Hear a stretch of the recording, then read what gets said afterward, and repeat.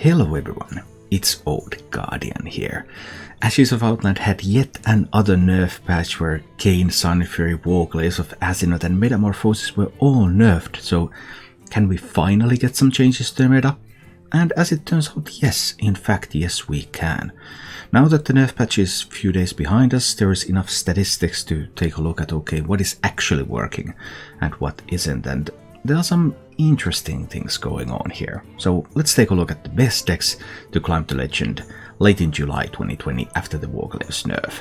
And coming in at number 6 is Warlock. Yes, Warlock is on the rise again. It was really held back by its weakness to Demon Hunter, but Demon Hunter got knocked down a notch. It clearly was weakened a little bit, and that means there's more room for to shine. And can prey on stuff like Hunters, Druids, Rogues, so there are a bunch of good matchups for but also still isn't able to push through some of the more defensive decks like Mages and Quest Warlocks, so it's by no means a perfect solution for your laddering needs, but if you want to play Warlock, it is finally playable again. Coming in at number 5 is Quest Warlock. Quest Warlock also benefited from the nerfs. It has been a playable deck all this time, it has been capable of climbing the Legend, but now its win rate got a little bit of a boost, because its performance against Demon Hunter in particular is now much better. It's also still strong against Priests, it's strong against Paladins who have risen up a little bit, but it has a weakness against Hunter, and Hunter is really popular right now, so Quest Warlock does have a little bit of uncertainty in its future, because those Hunter numbers are now doing what Demon Hunter used to do to the deck, so they are preying on it still. But overall there has never been a better time to play Quest Warlock than now. And then coming in at number 4, a new class. Brand new class to the game maybe. It's Murloc Paladin. Murloc Paladin is another deck that was really kept down by Demon Hunter, and even with the nerfs, Demon Hunter is still favored against Murloc Paladin. It's just not completely devastating anymore. And as good news for Murloc Paladin, Highlander Hunter is really popular right now, and Murloc Paladin is doing very well against Highlander Hunter. So Murloc Paladin is one of the more polarized decks that you can climb with. Great against Druids, Highlander Hunters, Rogues, Priests, but Demon Hunter matchup is still not great, and then there's Warriors, there's Highlander Mages, that you can just feel like you're trying to break through a brick wall and not succeeding. Even so, Murloc Paladin can sometimes make boards that are really difficult to remove because of Scale Lord, so you can get some Murlocs on the board and give them Divine Shield, and suddenly even Highlander Mage may find itself in trouble. What about Warriors? Warriors were extremely strong before the nerf, but Warriors actually got hit surprisingly hard, because Corsair Cash was nerfed to only give durability and no longer give attack. And that means that when you're using cards like Livewire Lance and you're using cards like Ankar, and they only have 2 attack, they no longer kill Bonjour Brawlers, they no longer kill Amadi Berserkers, which are extremely popular right now, and that really hurts Warrior. It hurts the Warrior's defensive capabilities. While all Warrior archetypes remain playable, then out of these top archetypes Egg, Enrage and Bomb, Bombs are now the top one, because Range Caliber doesn't care so much about only having 3 attack, because it still has 3 attack, and that's really good in the current meta. The best performing current Bomb Warrior list is this one. This is from Zyrios. I played this recently, and there's a video of this on my channel as well.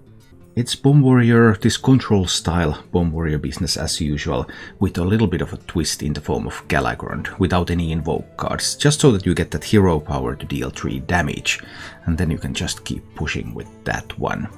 Bomb Warrior is strong against Demon Hunters, Rogues, Warlocks, but it has its weaknesses. Priest can be an unmovable object, and Highlander Hunter can just present so many threats, one threat after another, that Bomb Warrior sometimes crumbles. Still, it's a great deck, and out of all the Warrior decks right now, this one is currently performing the best. Coming in at number 2 is, wait, what? Wasn't this class just nerfed? Tempo Demon Hunter. Tempo Demon Hunter is still good. Nerfed countless of times, doesn't matter. This time I'm going to present 2 alternative lists for Tempo Demon Hunter. I actually did play these both, and I had better success with the old list. The old list that still runs Warglaives of Asinot, still runs Metamorphosis, still a perfectly fine deck. But according to statistics, there is a new contender. People are trying to replace Warglaives and Metamorphosis with various cards. There are Vulperas, there are history buffs, there are escape mana savers. All of them tend to be at the bottom of performance in their respective decks, except for one card, and that is the Cobalt Spellkin. Cobalt Spellkin is actually a mediocre card in its deck list, which is much more than you can say of any of the other replacements currently for Warglaives. And this Cobalt Spellkin list is performing at 1 percentage point better than the old list at the moment, but the sample sizes are still relatively small, so they are both within the margin of error of each other, so it's impossible to say which one is going to withstand the test of time. But the reason I wanted to present both lists is that, okay, if you want to play your old list with the Warglaives and with stuff, yeah, you can still do so. However, if you dusted your Warglaives, then you may need to move over to a newer list, which should also be still strong enough to get you to victory.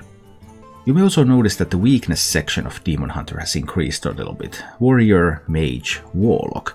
There are indeed decks right now that Demon Hunter is not so strong against anymore, because it lost some of that power that it had. Whereas previously it was only Warrior who would contest Demon Hunters. Now Demon Hunter is a little bit weaker and a little bit more in line with other classes, but still extremely strong. And then the new number one deck, the currently most popular deck on the ladder as well, it's Highlander Hunter, and this is currently the best performing Highlander Hunter list. Highlander Hunter is undergoing a renewed period of innovation. There are lots of attempts being made on various Highlander Hunter lists. This one is running Frisk Kindle Roost, for example, a bit dragon heavy list. Then there are also lists that got the Dragon Queen, got the Nagrand Slam, top out at Dino Tamer Bran, a bit more of an aggressive take. We don't yet have enough statistics to see where those are going, but they look interesting, and this is just performing really, really well. It's a jack of all trades, master of none. It's pretty good in most matchups. Even its counters aren't typically terrible. Obviously, you're not happy to see a Demon Hunter or a Murloc Paladin, but you can survive.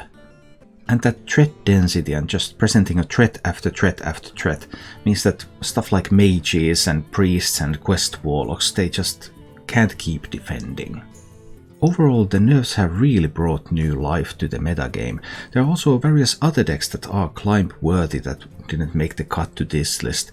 One of them, for example, being Rogue. There's Galakrond Stealth Rogues and Secret Rogues.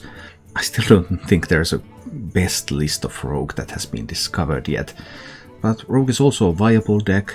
Something like Highlander Mage is a viable deck, something like Galakrond Priest is a viable deck.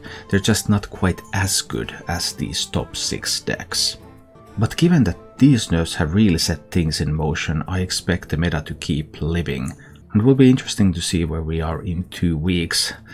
Although in 2 weeks we're almost at a new expansion, so I think this meta might not end up stabilizing fully at all. That said, the nerfs brought some new classes to the top, so I hope you have fun with these. Thank you for watching. If you enjoyed the show, please click the like button and subscribe to my channel for more.